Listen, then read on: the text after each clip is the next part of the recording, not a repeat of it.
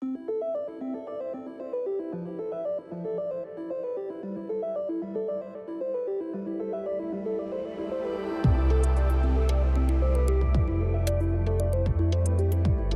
me, it's about creativity and ideas. That means I'm very open to take an idea from any direction and use whatever material, whatever medium, whatever technique to bring that to life. So I see them as sort of both in a way. I use a lot of scientific principles in my work. It's interesting because when they finished and I see people talk about them, some people might say, oh, that's a really great idea. And they talk about it as a piece of design. And other people say it's very emotional and they talk about it in a way that it's an art piece. But for me, I don't begin by having that preconception about the end point. For me, it's about being open.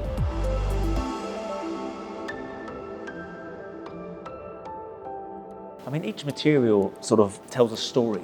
And I think us as humans relate to materials in such a personal way. So if you touch a piece of marble, you have one sense of time and one connection to its tactility. And so the material choice is very, very important, and it really adds an ingredient to the work which, shouldn't be underestimated. It's a very powerful thing, and humans respond, straight away to whether they like something or not, purely on the materiality. So once I'm working on an idea, the choice of material we take very seriously.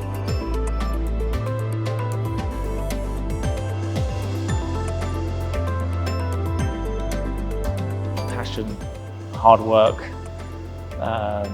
and as I say, having this sort of openness to see an idea or an opportunity, and then to have that passion to bring that to life. And our studio is a very kaleidoscopic environment. There's a lot of moving energies there from the business side, and so it's forever changing. We don't define really what we do, because I think once you define something, you lock.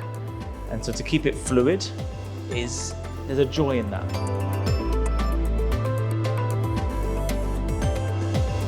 Art is like a one word which you almost can't use words to describe it in a way. One thing that makes sense to me is creating works that are somehow allow me to figure out what I'm interested in, which has a sort of sense of emotion. Like it helps me understand my place. I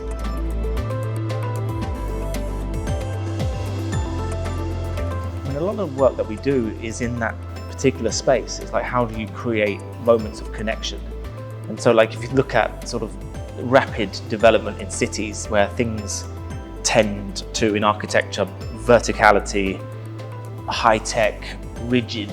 I'm interested in is the street life. It's the on the ground moments. It's the horizontal. And so our works tend to be outside, where people can kind of congregate, can meet, and in that meeting, that's where that human connection comes in.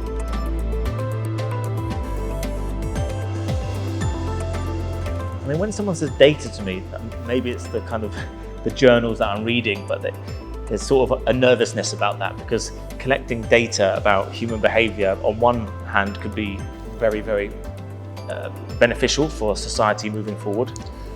On the other side, it depends what that data's being used for and who's collecting it and for what reason. So, of course, in the UK we have the National Health System, the NHS, and it's an incredible amount of information and a lot of data there. We're in a moment in history where we all love technology, we all love our phones, our tablets, our computers, the internet, AI, but I think we are going to have to sort of define sort of the line, like how much do we want to sort of give and what's that data for?